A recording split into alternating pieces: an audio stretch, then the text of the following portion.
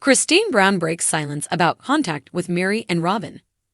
Cristin Brown was the first of Cody's wives to leave the family.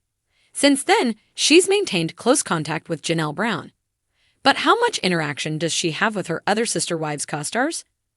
See what Cristin and Janelle had to say about their cast members in a new interview. Cristin Brown describes her current relationship with Meri and Robyn.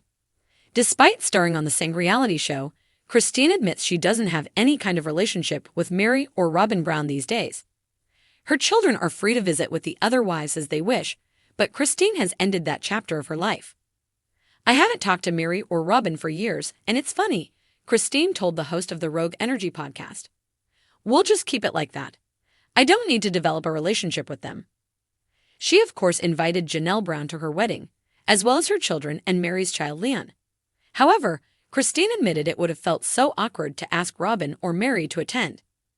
"A great thing about being older when you get married is that you really only have to invite the people that you really want there," the mother of 6 continued. "There's no obligatory invitations that go out to some Uncle Bob or Uncle Jed, but you're like, I really don't want him there. He's gonna blah, blah, blah.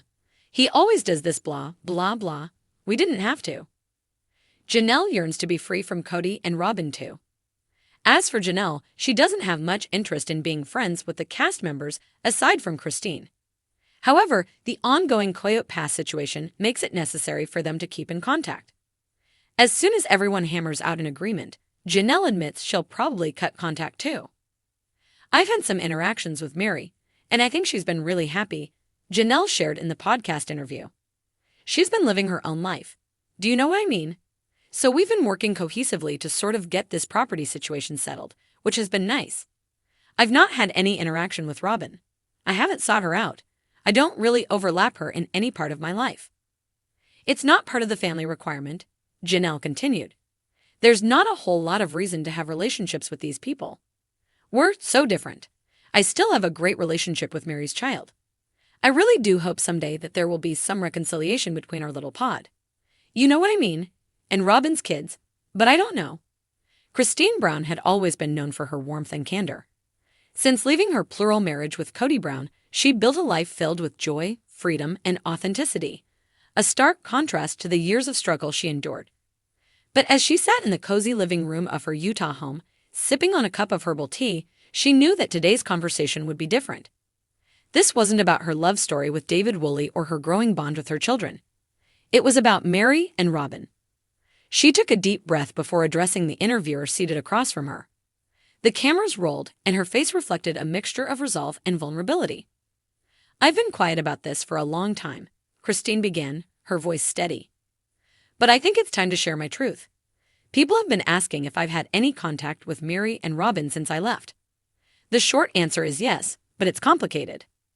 The interviewer nodded, giving Cristin space to elaborate. "With Meri," Cristin said, her tone softening, "there's always been this underlying tension. We're very different people. I think, deep down, Meri wanted connection, but she didn't always know how to reach out in a way that felt genuine. When I decided to leave, she didn't say much. She's not the type to wear her heart on her sleeve, and I respect that. But recently, she reached out." Cristin's eyes glimmered with a hint of surprise. "It wasn't what I expected. She sent me a message, just asking how I was doing. It was short, but it felt sincere. I think she's in a place now where she's reevaluating her own life. We're not best friends, but there's a piece between us that wasn't there before. For that, I'm grateful."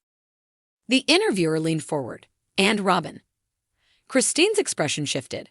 Her warmth gave way to a more guarded demeanor. "Robyn is a different story," she admitted. "I don't think it's a secret that we didn't see eye to eye. When she came into the family, the dynamics shifted drastically. Cody's attention was almost entirely on her, and that hurt. Not just me, but the other wives too." She paused, gathering her thoughts. "After I left, there was radio silence from Robyn. No messages, no calls, nothing, and honestly, I didn't expect there to be. But about 6 months ago, out of the blue, she called me. The room seemed to hold its breath. She said she wanted to clear the air," Cristin continued. "She told me she felt misunderstood, that she never intended to come between the rest of us and Cody. She apologized for how things played out, but I don't know. It's hard to explain. Her words sounded right, but they didn't feel genuine. I listened, I let her speak, but I didn't feel a real connection. And maybe that's okay. Christine's voice softened. I've learned that not every relationship can be mended, and that's not a failure. It's just reality. I'm in a place now where I prioritize my peace and my happiness. If someone doesn't fit into that, I've learned to let go. The interviewer pressed gently. Do you think there's any hope for a stronger relationship with Robyn in the future? Cristin considered the question carefully. I think hope is always there, she said, but it takes two people who are willing to do the work. Right now, I don't see that happening, and that's okay. I've found so much love and support outside of that dynamic. My kids, David, my friends, they've shown me what unconditional love looks like. As the conversation shifted toward lighter topics, Cristin couldn't help but reflect on how far she'd come. The years of feeling invisible in her marriage, the struggle to find her voice, the heartbreak of leaving a life she'd known for decades, all of it had led her to this moment. She wasn't just surviving, she was thriving. Later that evening, as she sat by the fireplace with David, she shared her thoughts. It feels good to finally speak my truth, she said, leaning into him. For so long, I stayed quiet to keep the peace. But now, I'm learning that my peace matters too. David smiled, his eyes filled with pride. You're incredible, Cristin. You've shown so much strength. And no matter what happens with Meri or Robyn, you've got a whole world of people who love you for who you are. Cristin's heart swelled. She'd spent so many years searching for validation in a place where it could never truly be found. Now she realized she didn't need anyone else's approval. She was enough just as she was. The next day, as she scrolled through social media, she saw an outpouring of support from fans who'd watched her journey. Messages of encouragement, stories of inspiration, and heartfelt gratitude filled her feed. One comment caught her eye. Cristin, you've shown us all what it means to choose happiness.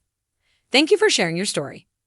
She smiled, feeling a sense of fulfillment she'd never known before. Her story wasn't just her own. It was a beacon of hope for anyone struggling to find their voice. And as she closed her laptop and looked out at the snow-covered mountains, she knew one thing for certain: the best was yet to come.